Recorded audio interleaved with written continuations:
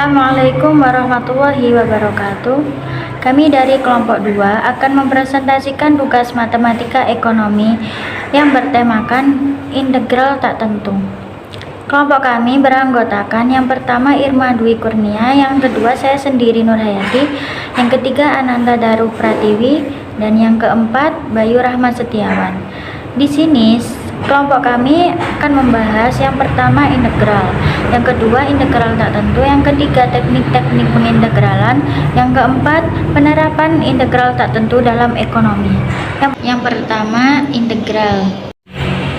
Integral adalah kebalikan dari proses diferensiasi. Secara sederhana, integral dapat disebut sebagai inverse atau kebalikan dari operasi turunan dan limit dari jumlah luas daerah tertentu. Kata integral juga bisa digunakan untuk merujuk pada antiturunan. Fungsi f yang turunannya adalah fungsi f. Lambang integral bisa dituliskan seperti pancing. Integral pada dasarnya merupakan operasi balikan dari turunan atau diferensial. Jika fx adalah turunan dari fx, maka dapat menentukan fx dengan cara mengintegralkan fx. Akan tetapi, jika fx diintegralkan, maka hasilnya tidak hanya berupa fx, melainkan mengandung suatu terapan yaitu c. Secara umum dapat kita tuliskan integral fx dx sama dengan integral f x dx sama dengan fx plus c. Catatan, fx dx disebut unsur integrasi, dibaca integrasi fx terhadap x. Fx disebut integral yang diintegralkan. Fx disebut fungsi asal atau fungsi primitif, fungsi pokok. C disebut konstanta atau tatapan integrasi. Saya Ananta Daru Pratiwi akan melanjutkan presentasi tentang integral tak tentu. Integral tak tentu dalam bahasa Inggris dikenal dengan nama indefinite integral atau kadang juga disebut dengan antiderivatif, yang merupakan suatu bentuk operasi pengintegralan suatu fungsi yang menghasilkan suatu fungsi baru.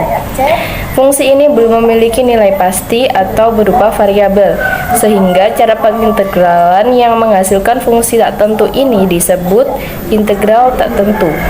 Jika f merupakan integral tak tentu dari suatu fungsi f, maka f aksen sama dengan f. Berikut rumus integral, yaitu integral ax pangkat n dx sama dengan a per n plus 1 x pangkat n plus 1 plus c.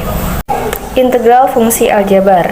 Cara menentukan integral fungsi aljabar, misalkan y sama dengan x pangkat n plus 1, maka kita dapat menentukan turunan pertamanya, yaitu y aksen sama dengan n plus 1 x pangkat min n plus 1 min 1 sama dengan n plus 1 x pangkat n.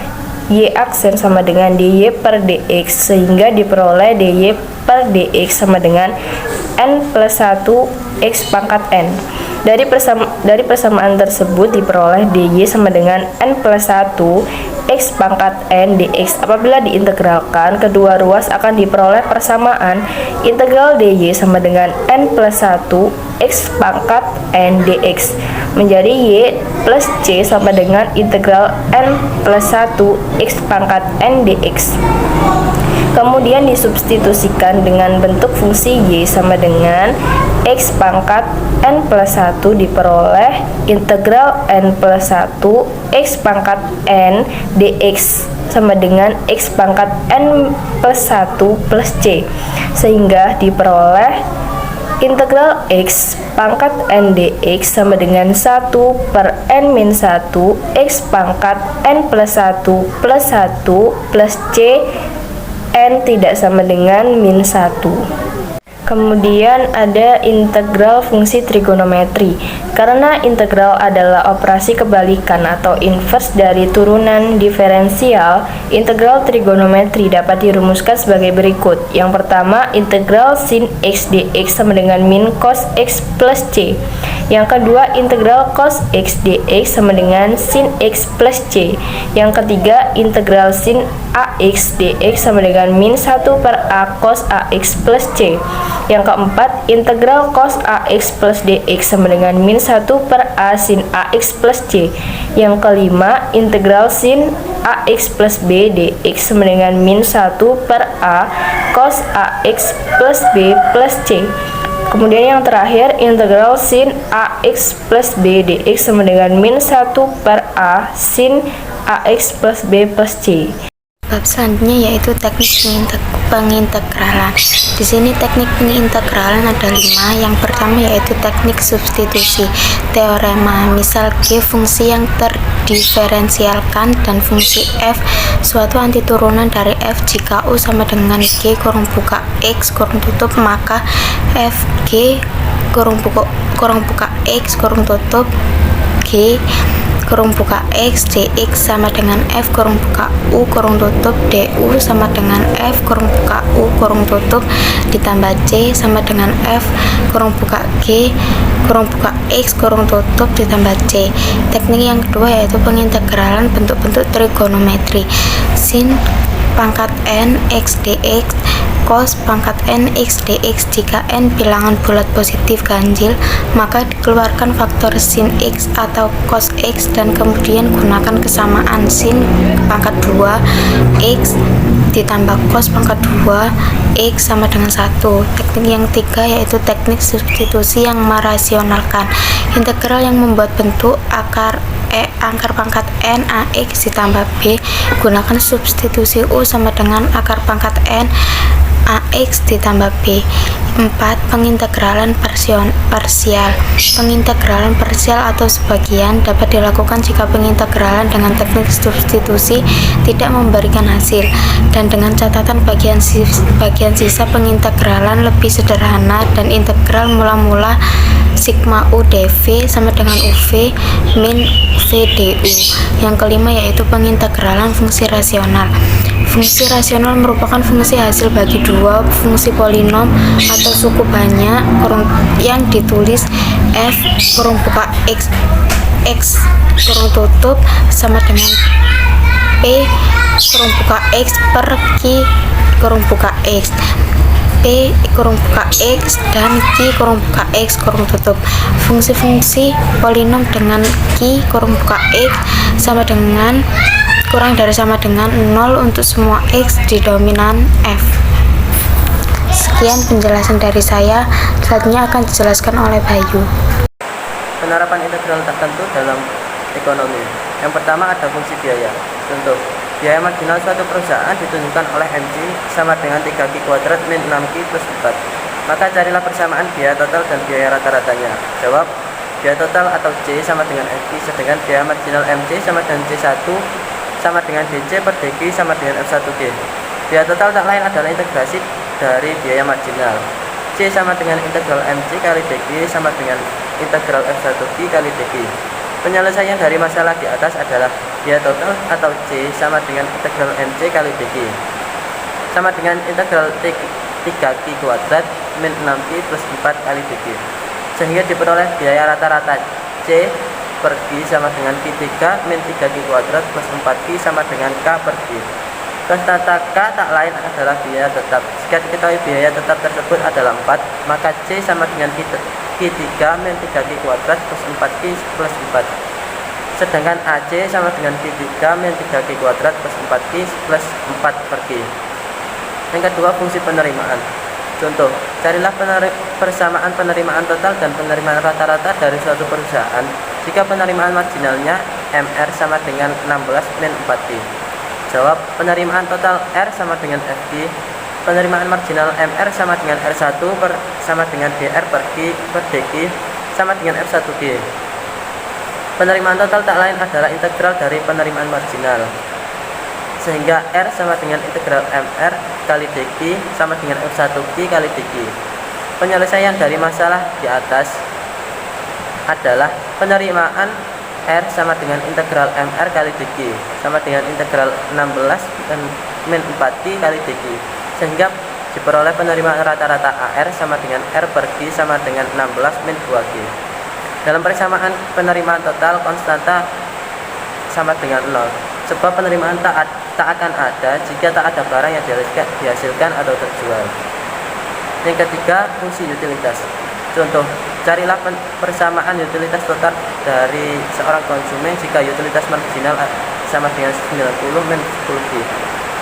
Utilitas total atau U sama dengan FG sama dengan utilitas marginal sama dengan U1 sama dengan DU kali DG sama dengan F1G.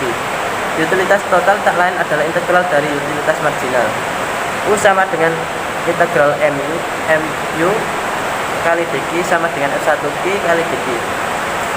Penyelesaian dari masalah tersebut adalah utilitas sama dengan integral MU kali DG sama dengan integral 90 min 90G kali DG. Seperti halnya produk total dan penerimaan total, di sini pun konstanta sama dengan 0. Sebab tak ada kepuasan atau utilitas yang diperoleh seseorang jika tak ada barang yang dikonsumsi. Yang keempat, fungsi produksi. Contoh, produksi marginal sebuah perusahaan dicerminkan oleh MP sama dengan 18X min 3X kuadrat. Carilah persamaan produk total dan produk rata-ratanya. Produksi total P sama dengan Fx, di mana P sama dengan keluaran, X sama dengan masukan. Produk marginal MP sama dengan P1 sama dengan dP per dx sama dengan F1x. Produk total tak lain adalah integral dari produk marginal.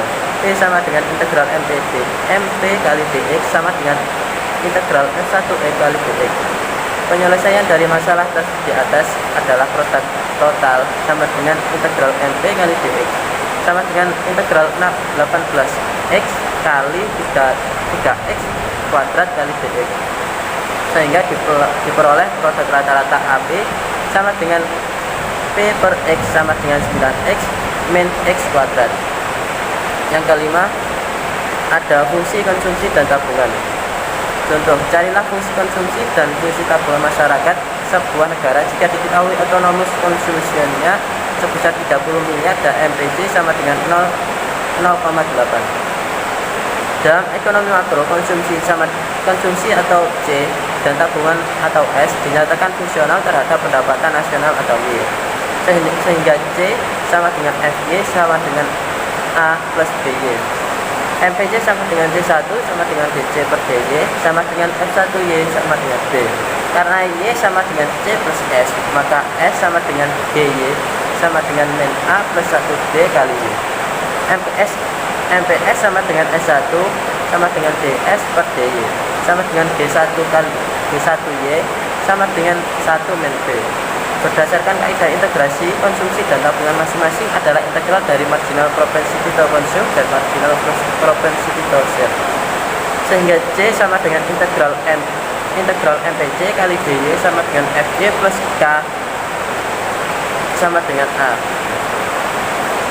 Sedangkan S sama dengan integral MPS kali DY sama dengan GY plus K sama dengan min A. Konstanta K pada fungsi produksi adalah fungsi tabungan masing-masing. Sehingga autonomous consumption dan autonomous saving, penyelesaian dari masalah di atas adalah C sama dengan integral MPC kali DY sama dengan integral 0,8Y plus 30 miliar. Sedangkan S sama dengan integral MPS kali DY sama dengan integral 0,2Y min 30 miliar. Atau S sama dengan Y min 3 sama dengan Y min 0,8Y min 30 miliar sama dengan 0,2Y min 30 miliar. Sekian dari kelompok kami, kurang lebihnya kami mohon maaf. Akhir kata, wassalamualaikum warahmatullahi wabarakatuh.